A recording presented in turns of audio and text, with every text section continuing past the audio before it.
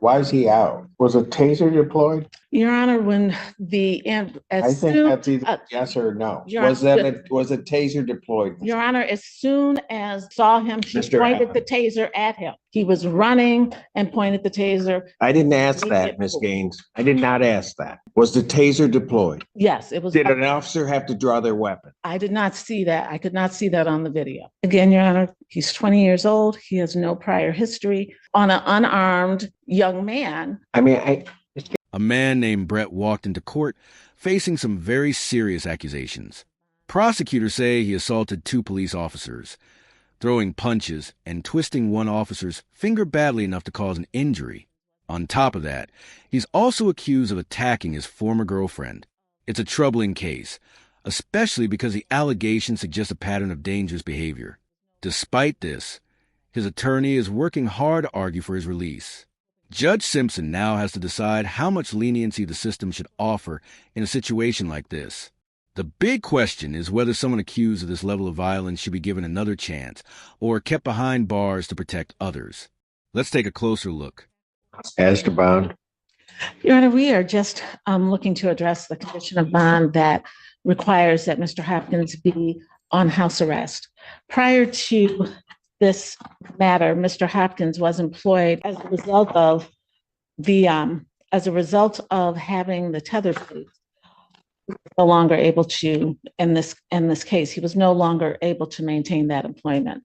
He is hoping to be able to get new employment and is asking that the court consider a no go-to order, a no contact order, or anything of that nature.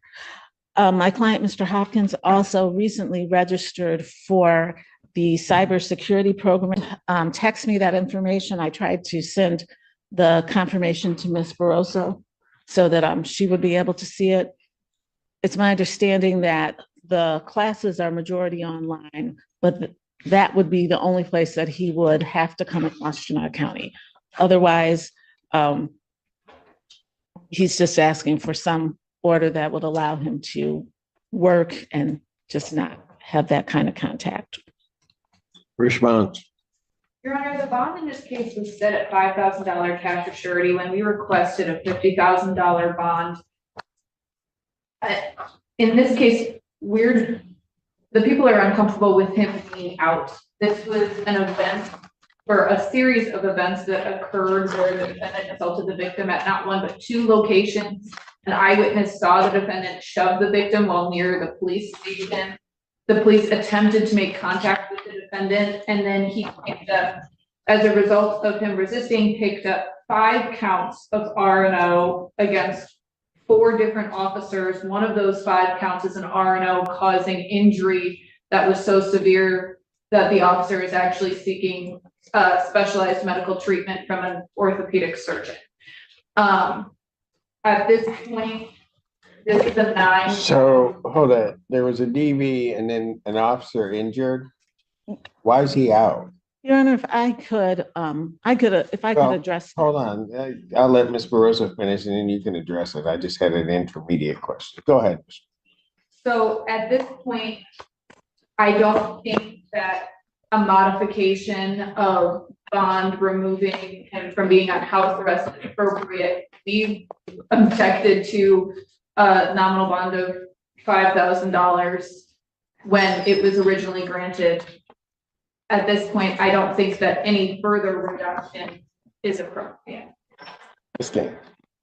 A couple of things. First of all, Mr. Hopkins is here with his father. He is 20 years old.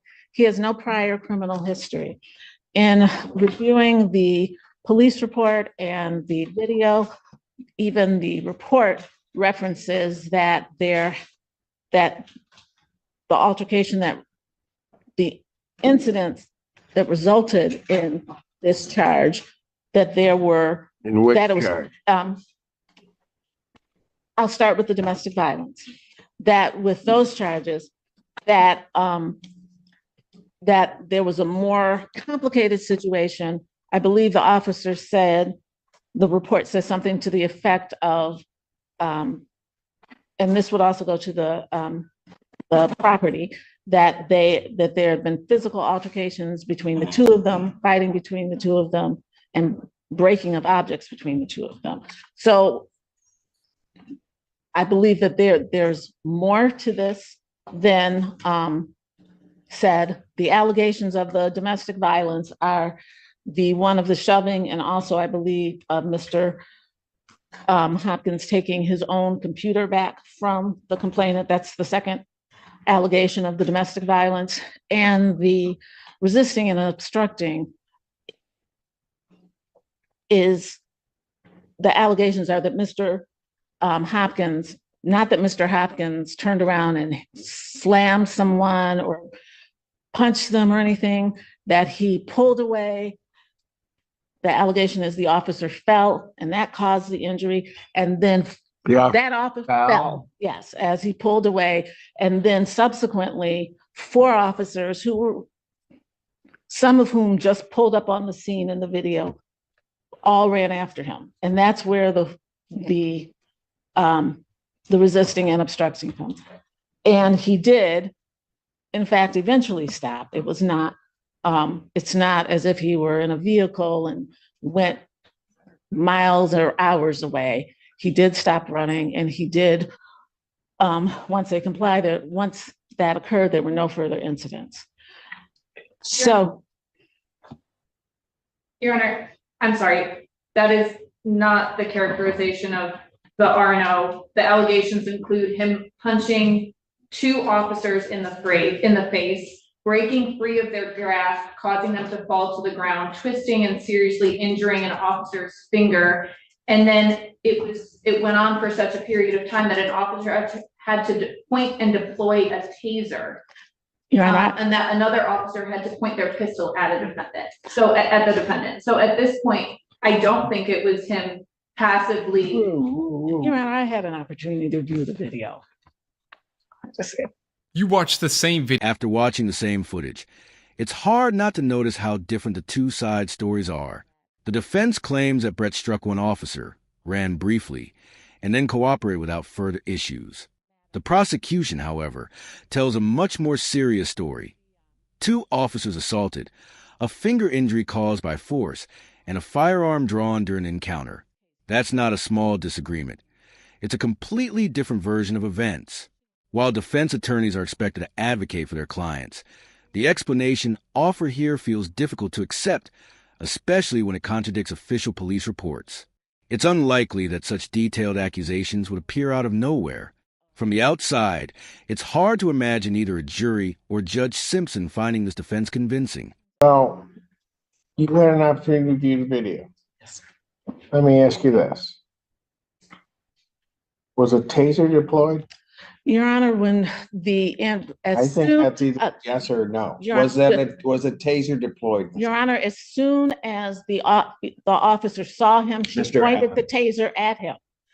This is not, as soon as she saw him, she pointed the taser at him. This is not a situation where he was running and pointed the taser. I didn't ask that, Ms. Gaines. I did not ask that. Yes, sir. Was the taser deployed? Yes, it was. Did an officer have to draw their weapon? I did not see that. I could not see that on the video. Ms. Burroughs, are you indicating an officer had to draw their weapon? That is what was indicated to me in the file, Your Honor. Yes. And then there's an officer that's injured. Again, we'll ask the question. I don't know why this individual's out.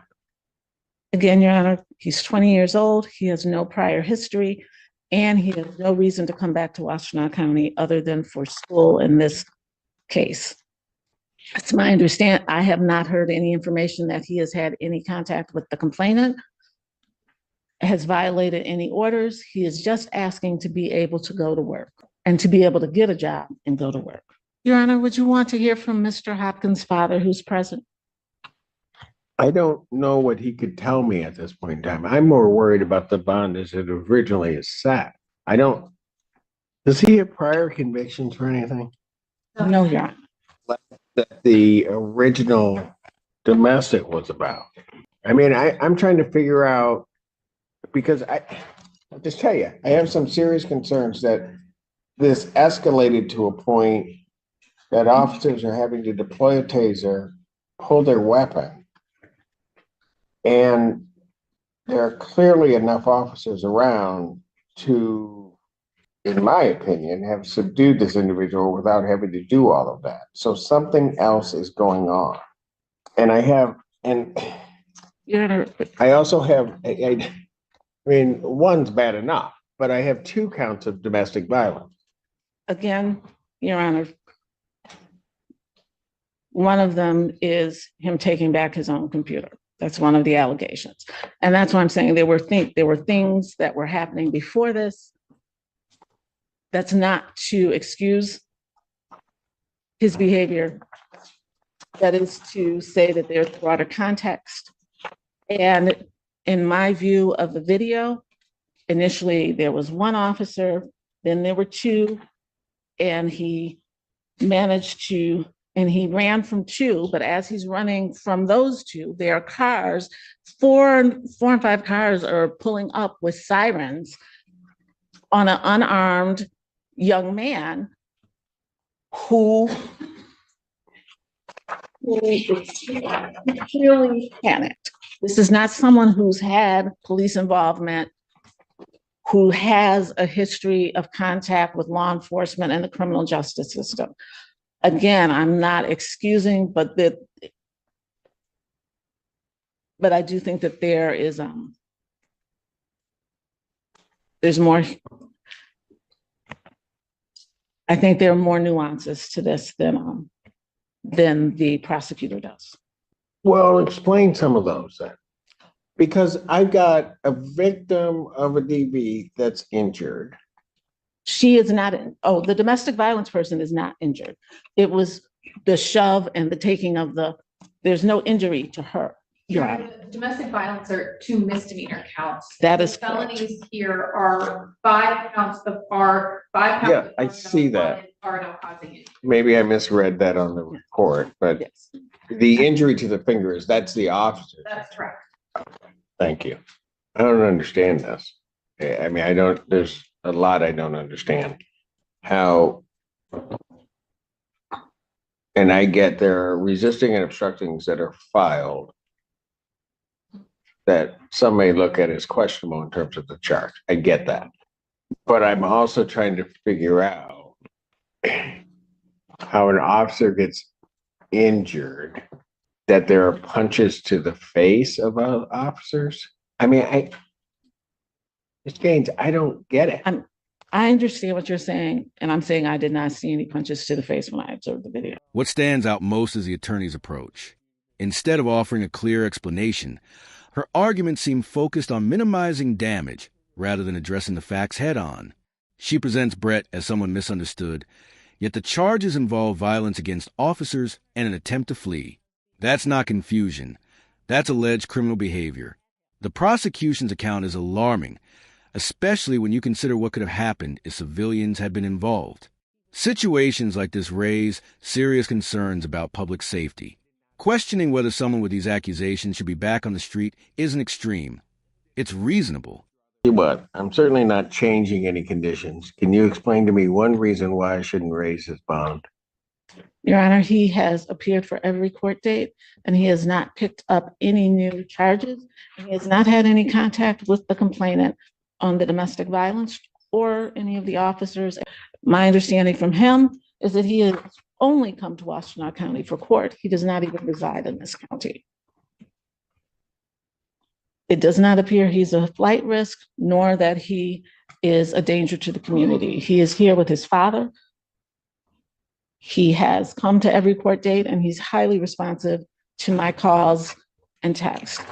And absent the no offer in this matter, we'd be looking to resolve it.